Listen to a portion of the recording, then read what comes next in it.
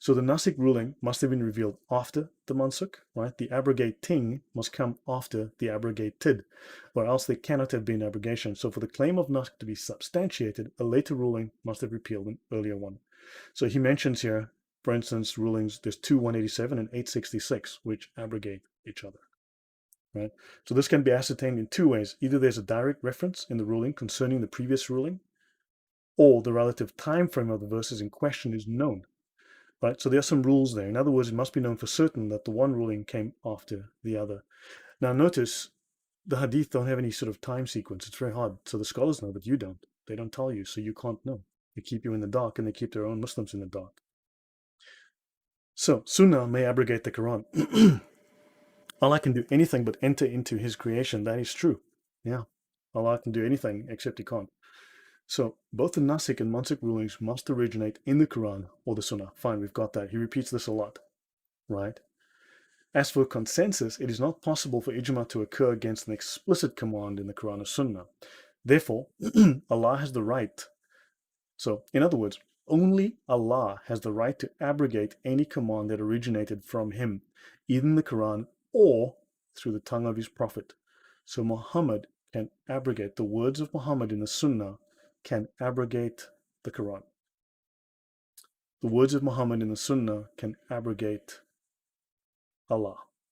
Understand that Allah has the right, now this is Yasir Qadi saying this, Allah has the right to abrogate any command that originated from Allah, either in the Quran or through the tongue of Muhammad.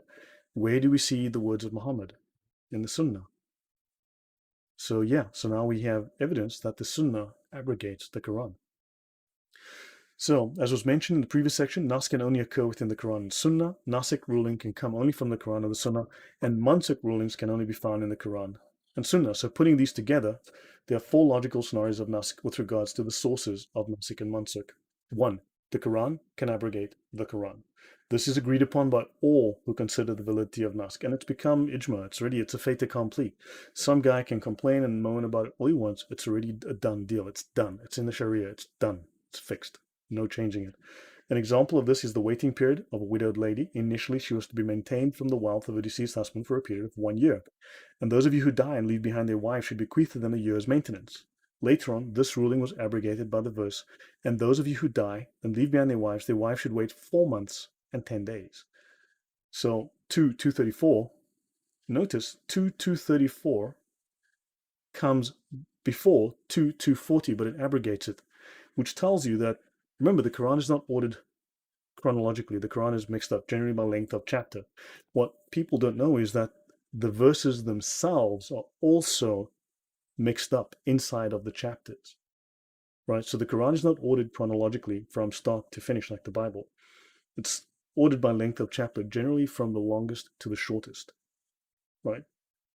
However, the verses inside the chapters are themselves mixed up. So understand, that's why 234 here can abrogate 240. Otherwise, it wouldn't make sense. But this tells you that this is what happens. Sunnah can abrogate Quran. Is Muhammad above Allah? Yes, he is. In fact, according to the Sharia, so pinpoint, according to the Sharia, Muhammad is synonymous with Allah. Allah is Muhammad, Muhammad is Allah. As far as the Islamic law is concerned, as far as Sharia is concerned, the two are the same. They speak with the same voice. They speak with the same authority. There is no difference between them in terms of the force of their actions and words as law. So yeah, make a note of that. The Quran abrogating the Sunnah is the second scenario. So the Quran can abrogate the Sunnah. So the first was Quran abrogates Quran. The majority of scholars have agreed to the validity of this type of nask. An example of this is the changing of the Qibla. Muslims used to pray towards Jerusalem by the command of the Prophet, but eventually the Quran revealed that the direction of Qibla was to be Mecca. So they prayed towards Jerusalem and then changed it. So we have seen the turning of your face, O Muhammad, towards the heavens. Surely we shall turn you to a Qibla that shall please you. So turn your face in the direction of blah, blah, blah. This is Quran 2:144. So the initial Qibla was based on the Sunnah, and the abrogation came down in the Quran. So the Quran is still capable of abrogating the Sunnah. Very, very interesting. So this incident is clear proof that the Quran can abrogate the Sunnah. So Muhammad never claimed to have spoken to Allah. That is true. He spoke to an angel in a cave. Yeah, sure. Angels in caves, right? How can they say they're the same and not be associates? That is exactly the case, DHC. How can they? Because, yeah, I mean, none of it makes sense.